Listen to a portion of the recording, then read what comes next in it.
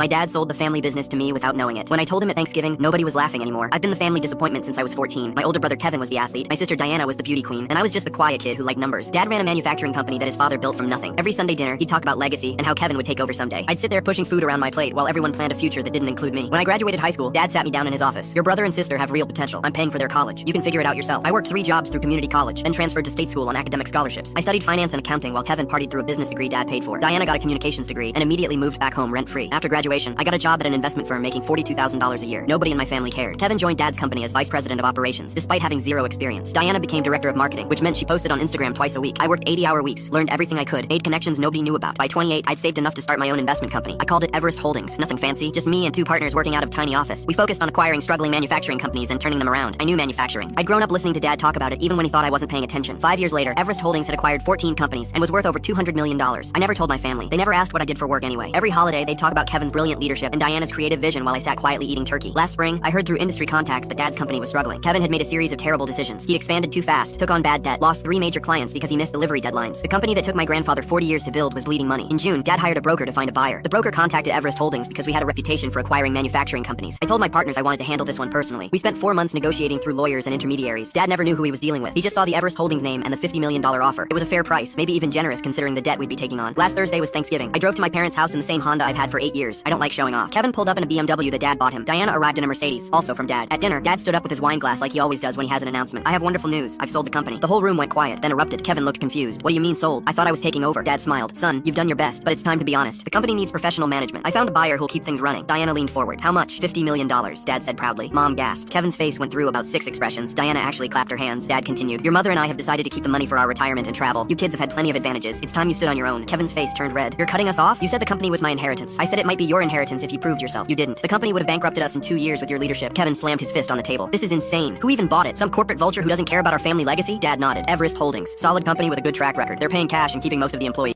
Click the link in my profile to watch the exciting follow-up.